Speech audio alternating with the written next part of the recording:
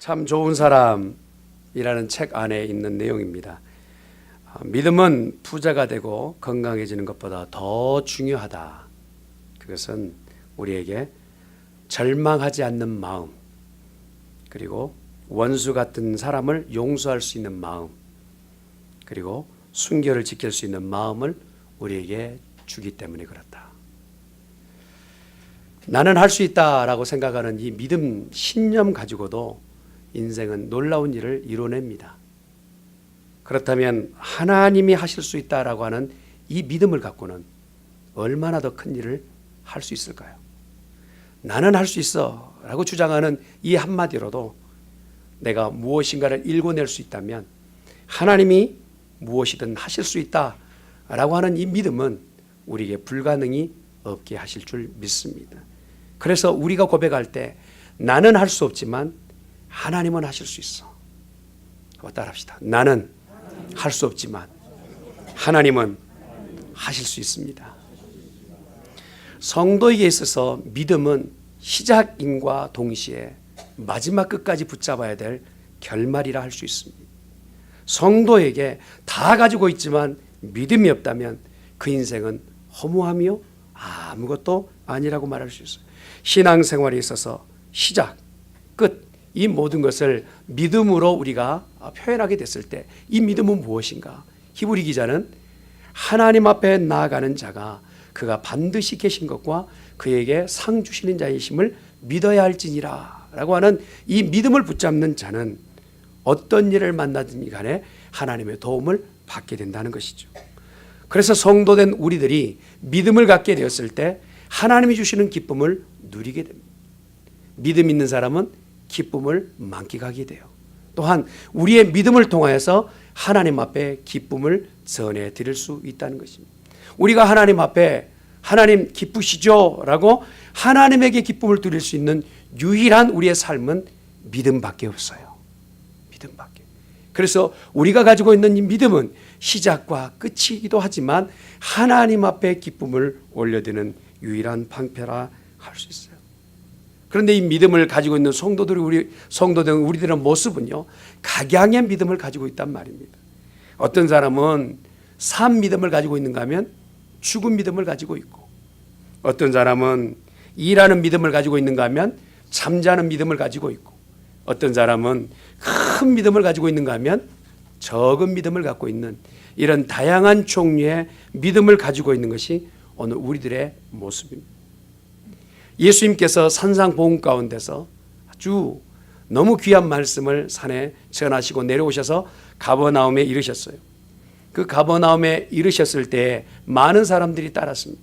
이 가버나움이라는 지역의 이름은 위로의 골이라는 뜻이에요. 누구라도 위안이 필요한 자는 가버나움에서 주님이 만나 주셨다는 것입니다. 현대를 살고 있는 성도 가운데서, 현대를 살고 있는 현대인들 가운데서 위로가 필요치 않는 인생이 어디 있겠습니까?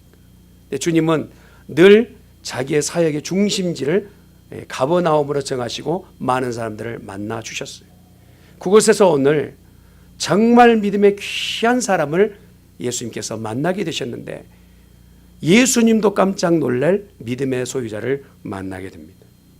아까 다양한 믿음의 죽은 믿음, 산 믿음, 큰 믿음, 작은 믿음, 잠자고 있는 믿음, 깨어있는 믿음, 일하는 믿음, 이런 다양한 믿음 가운데서 예수님께서 보셨던 이 믿음의 소유자에게 가지고 있었던 믿음은 칭찬받을 만한 믿음이었다는, 예수님의 마음에 감동을 전해주는 믿음이었다는 것입니다. 오늘 본문을 통해서 주님을 감동을 전할 수 있는, 주님을 놀래드릴 수 있을 만한 믿음, 이 소유자에게서 우리가 무엇을 어떻게 배울 수 있는지를 말씀을 통해서 보고자 합니다. 읽었던 말씀을 보니까 백부장이라는 사람이 나옵니다. 이 백부장이라는 사람의 이름은 기록되어 있지 않고 다만 그의 직분만이 기록되어 있습니다. 그러면서 그가 결과적으로 10절에 보니까 이러한 믿음을 내가 본 일이 없다라고 그 백부장의 믿음을 칭찬하신 것을 봅니다. 그 전절의 9절에 보니까 너무 놀라셔요. 예수님께서 백부장의 믿음을 보시고 깜짝 놀라십니다. 그리고 이만한 믿음을 내가 본 적이 없다라고 칭찬하신 것을 볼 수 있습니다. 사실 성경에 보면 깜짝 놀랄 일은 사람들이 예수님이 행하신 일 때문에 깜짝 놀랍니다. 바다를 꾸짖어서 바다가 어린아이처럼 잠잠하게 되었을 때 그 주위에 있는 사람들이 이가 누구이시길래 바다마저도 잠잠게 하는가 하면서 사람들이 놀라게 돼요. 지나가실 때 무화과 나무에 열매를 보지 못하셨을 때 무화과 나무를 이제 진노하시잖아요. 저주하시지 않습니까? 그때에 무화과 나무가 뿌리채 말라 보이는 것을 보고 그 주위에 있는 제자들마저 깜짝 놀라게 됩니다.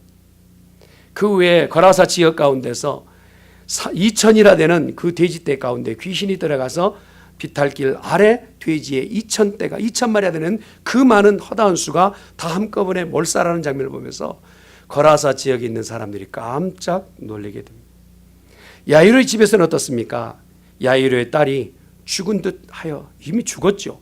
죽어 있는 그 야이로의 딸에게 예수님께서 말씀하십니다. 달리다 쿰합니다. 주위에 있는 사람들이 비아냥됩니다. 죽은 딸이 어찌 살 것인가 라고 했을 때 예수님의 명령을 들었던 딸이 일어나게 돼요. 그 장면 가운데 모든 사람이, 여러분 죽었던 사람이 그 자리에서 일어난다면 놀라지 않고 당황하지 않을 사람이 어디 있겠습니까? 예수님이 행하셨던 이 모든 일 가운데 성경은 주위에 있는 많은 사람들이 놀라게 됩니다. 그러나 사람 때문에 예수님이 놀라는 일은 그렇게 흔치 않습니다. 오늘 예수님께서 놀라시는 장면이 이곳에 나옵니다. 백부장의 믿음을 보시고 예수님께서 깜짝 놀라십니다. 어디서 이 믿음이 시작됐는지, 어떻게 이 믿음을 갖게 되었는지 예수님께서 크게 감동하십니다. 그러면서 이러한 믿음을 가진 자를 내가 본 일이 없다라고 말씀하세요.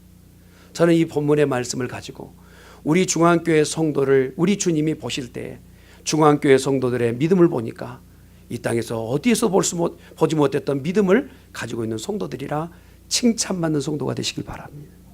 할렐루야. 이양 믿음을 가지고 생활할 때 칭찬받는 믿음이 되어야 될 줄 믿습니다.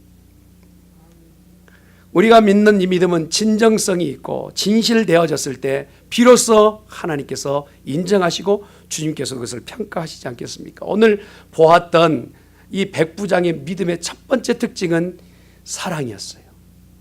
사랑하는 사람의 믿음이었습니다. 믿음은 사랑이 동반되어야 돼요. 한번 따라합시다. 사랑하며 살겠습니다. 백부장은 로마의 제국의 장교였습니다. 우리가 너무 잘 알죠. 원래 이 로마의 한 군단은 한 6,000명이 한 군단이었다고 그래요. 근데 이 6,000명이나 되는 이 군단이 60개의 부대가 있는데 60개의 각 100명씩 부대를 이루어서 한 군단을 이루는 그러한 포진을 가지고 있습니다.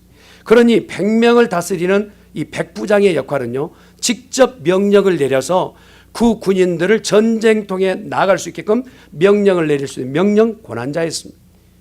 한 지역의 백부장이라고 하면 가버나움 지역에서 가장 우월한 권력을 가지고 있는 권력자라고 말할 수 있습니다.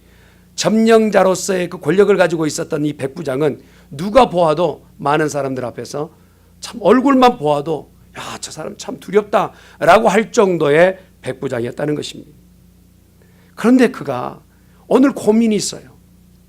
자기의 마음에 깊은 고민이 있는데 어찌하든지 간에 이 고민을 좀 해결하고 싶은데 그 고민은 무엇인가? 자기 집에 하인이 있는데 그 하인이 병들어서 고통이 너무 심하여서 이 병이 치료받게끔 하는 것이 이의 고민이었다는 것입니다. 하인이라고 말하면 지금에 있어서야 우리가 빈부의 귀천이 없고 사람이 위에 없고 사람 아래 없다라고 그렇게 하는 시대에 살고 있습니다만, 이 철인이었던 석학이었던 아리스토텔레스도 당시에 로마의 어떤 그 자기의 사상과 철학을 내놓았을 때 당시의 사람의 평가를 할 때 종이라고 하니 하인의 평가를 이렇게 얘기했어요. 숨을 쉬는 것은 움직이는 도구요, 그리고 숨을 쉬지 못하는 것은 움직이지 못한 툴이다라고 하는, 사람을 하나의 툴로 평가하는 그런 시대의 이야기란 말입니다.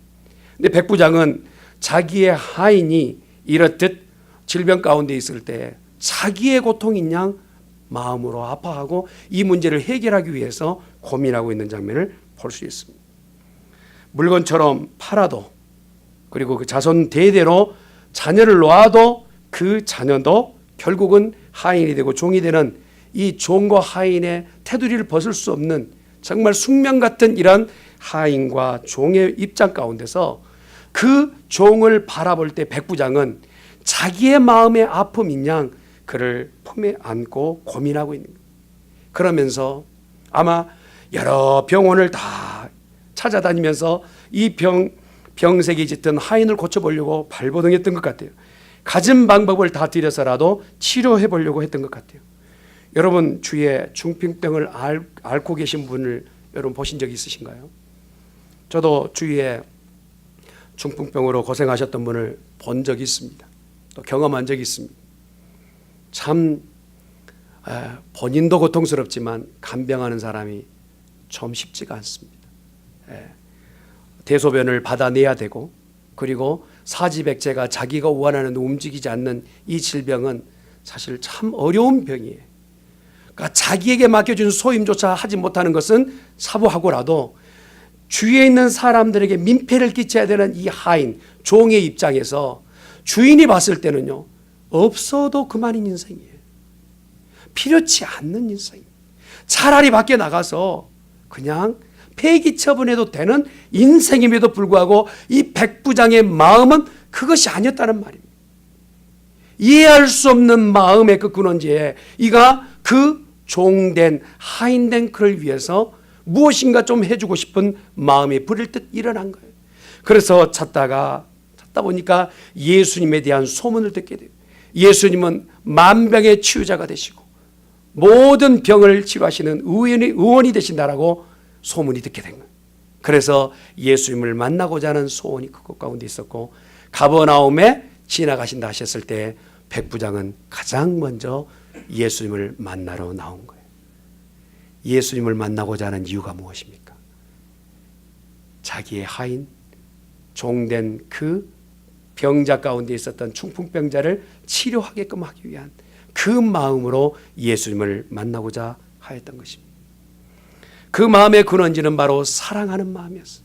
사랑이 없었다면 그 종이 이렇게 죽든 저렇게 죽든 내버려 두어도 아무런 상관이 없는 인생이었단 말입니다. 그럼에도 불구하고 그를 위하는 마음으로 예수님을 만나고자 했던 그 마음이 예수님께 그대로 전달된 거예요. 예수님께 그대로. 네 마음이 이 마음이구나.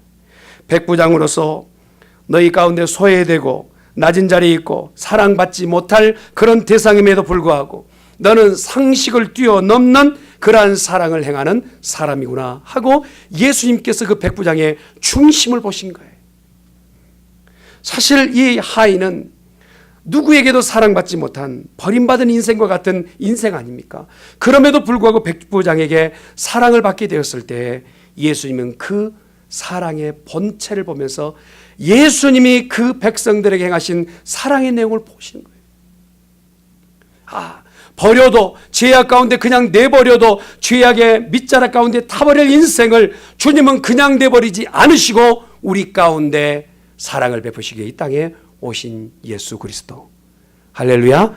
그 예수님이 백부장을 보았을 때 유대의 전역을 돌아도 이렇게 예수님 닮은 사람이 없었는데 예수님의 모습을 꼭 빼어 닮은 백부장, 그것도 이방인의 관직에 있었던 군사의 어떤 중대장급인 이 사람이 그러한 직분을 가지고 있었을 때 예수님께서는 깜짝 놀라게 되십니다.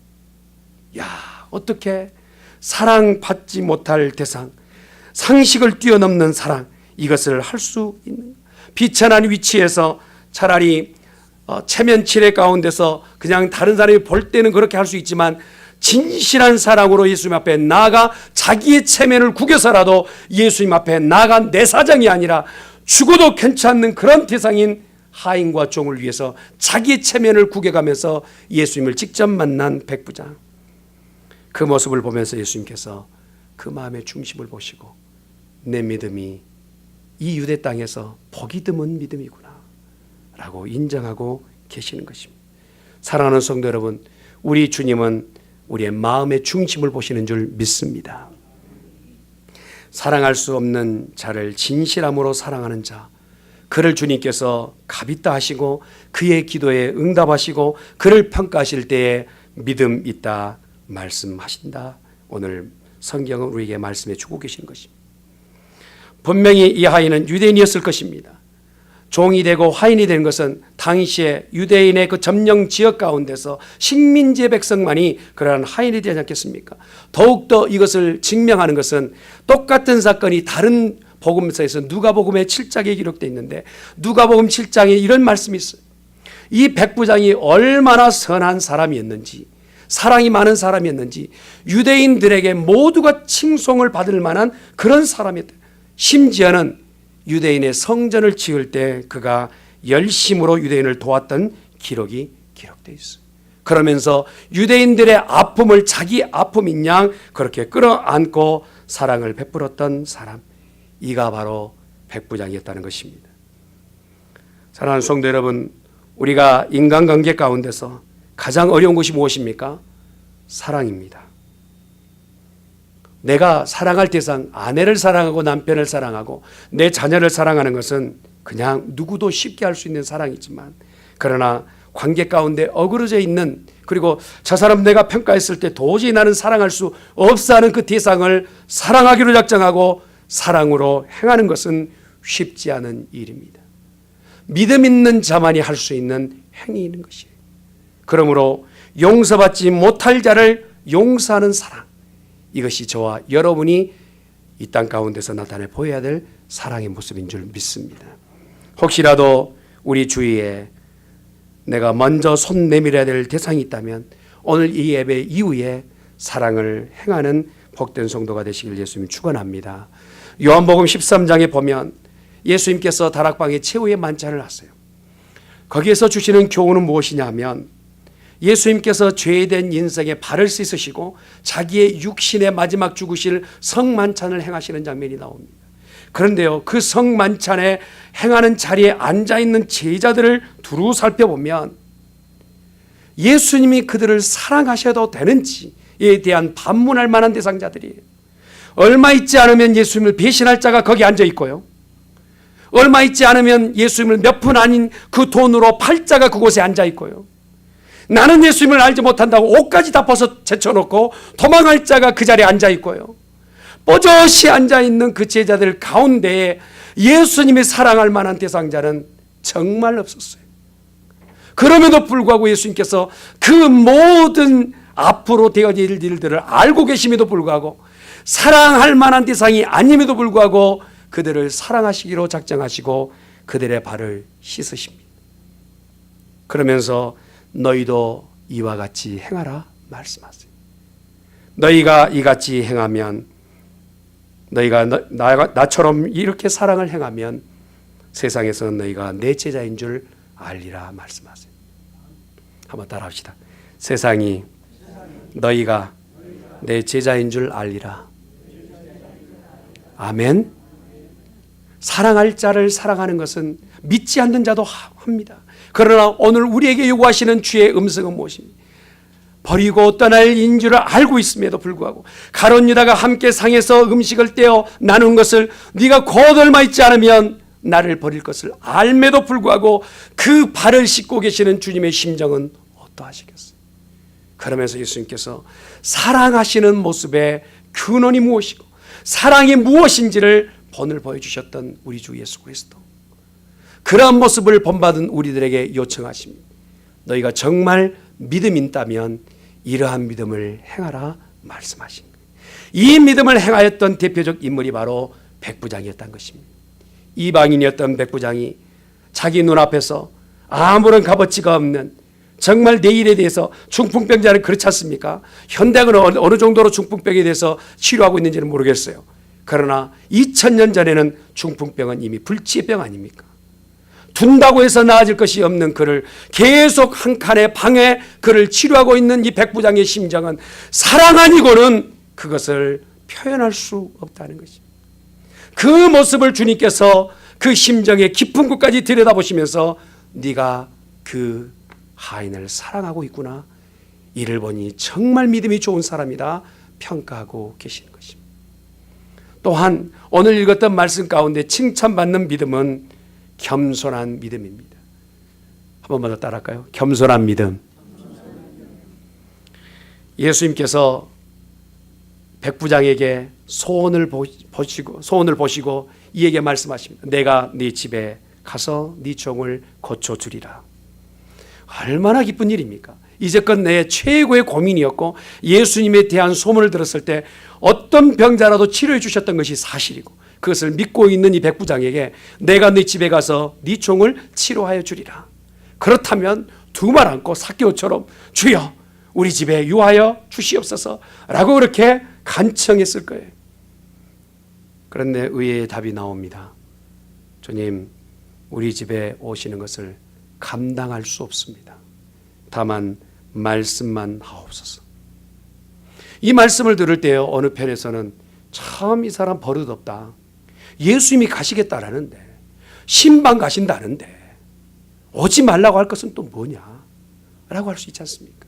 그러나 이것을 그 편으로 볼 것이 아니라 세례 요한이 예수님을 만났을 때 그 장면을 우리가 연상해 보면 쉽게 풀립니다. 예수님이 세례 요한이 세례를 베푸는 곳에 요단강변에 왔을 때 이미 세례 요한이 예수님이 누구이신지를 보게 되었어요. 하나님의 어린 양인 것을 보게 됩니다. 그 어미하신 하나님의 신 예수님을 보게 됐을 때 세례 요한이 그 앞에 넙죽 엎드려서 어찌 당신이 나에게 세례 받으러 오십니까? 내가 세례를 받아야 됩니다 라고 엎드려서 그에게 세례 받기를 오히려 간청합니다. 그러나 예수님께서 내가 이 일을 행함으로 하나님이 이루실 뜻을 다 이루라 말씀하시죠. 그러나 세례 요한이 세례 베풀 때 어떤 마음으로 베풀었을까요? 그래, 너도 나보다는 한 수 아래구만 하면서 세례를 베풀었을까요? 저는 그렇지 않다고 생각해요. 세례를 베풀 때 그 여느 사람보다도 훨씬 더 떨리는 심정으로 주여, 천지를 만드신 창조주께서 어찌 죄 많은 내 인생의 손에 세례를 받으려 하십니까? 죄 때 묻은 인생의 손에서 어떻게 하나님께서 내게 세례를 받으려 하십니까? 나는 이것을 감당할 수 없습니다. 나는 죄인이요, 하나님 앞에 나는 더 이상 내놓을 것이 없는 정말 무지막지한 죄인입니다. 나는 감당이 안 됩니다. 아마 세례하는 세례 요한이 발벌벌 떨면서 세례를 베풀지 않았을까요? 나 자신을 보게 된 거예요. 백부장도 지금 치료하러 오신다 하셨을 때 예수님을 직접 대면한 그 백부장의 심정은 무엇이냐? 당신은 천지를 주관하신 하나님이시고 나는 죄 많은 인생이라 당신이 내게 들어오신 것을 감당할 수 없습니다. 말씀만 하시옵소서. 그대로 될 줄 믿습니다. 베드로가요, 배를 강변에 내어놓고 밤이 맞도록 그물질을 합니다. 그리고 걷어들인 것이 빈 그물이에요. 여러분 인생의 가장 힘겨운 시간이 어떤 시간입니까? 내가 기대하고 내려뜨렸던 그 그물이 빈 그물로 올라왔을 때 가장 고단하지 않습니까? 베드로는 밤이 맞도록 빈 그물을 들어 올렸을 때 갯가에서 들려지는 주의 음성을 듣게 됩니다.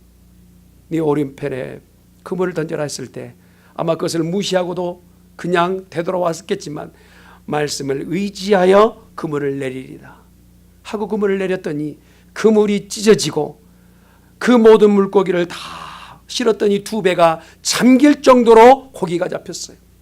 자, 이 정도면요, 베드로가 저분도 나에게 조언을 했지만 내가 오늘 일수가 좋구만 라고 그렇게 할 수 있잖아요. 베드로가 어떻게 합니까? 엎드려서 주여, 저는 죄인입니다. 저를 떠나주시옵소서 라고 고백하는 거예요. 나는 죄인입니다. 나를 떠나소서. 주님을 대면하고 주님을 만나는 인생들은 나 자신이 누구인지를 알게 되고 주님이 누구이신지를 고백하게 되는 줄 믿습니다. 백부장은 예수님 앞에서 자기 자신이 누구인, 로마에서 세워놓은 내가 군대의 백부장이지만 그러나 하나님이신 그분 앞에서 나는 아무것도 아닌 존재인 것을 고백하게 된 거예요. 그러면서 나는 아무것도 아닙니다 라고 겸손한 모습을 내놓게 되는 것입니다. 사랑하는 성도 여러분, 믿음을 가지고 있는 성도라면 하나님 앞에서 겸손해야 될 줄 믿습니다. 사람 앞에서 겸손해야 될 줄 믿습니다. 섰다고 우리가 주장하거나 섰다고 자랑하지 마세요. 넘어질까 심히 염려하는 우리 모두가 되는 성도가 되시기를 예수님의 이름으로 축원합니다.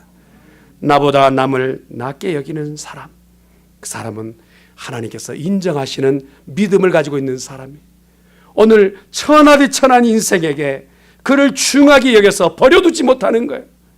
모든 사람은 다 버려두겠지만 나는 양보하지 못하는 그 백부장의 믿음, 그리고 예수님 앞에 섰을 때 예수님, 내가 가지고 있는 직분은 아무것도 아닙니다. 주님 앞에 나 자신을 내려놓았던 그 겸손함, 결국 주님은 그 겸손을 보시면서 백부장의 믿음을 칭찬하셨다는 것입니다. 야고보서 4장 6절에 기록되는 말씀은 하나님이 교만한 자를 물리치사 겸손한 자에게는 은혜를 주시느니라 말씀하세요. 교만한 자는 물리치시지만 겸손한 자에게 은혜를 주시는 하나님. 잠언에 기록되는 말씀처럼 교만은 패망의 선봉이지만 거만한 자의 앞잡이가 되는 이러한 교만에서의 우리의 모습들을 내려놓는 복 있는 성도가 되어져야 될 줄 믿습니다. 어느 곳에 가면요, 항상 화나 있는 사람이 있어요.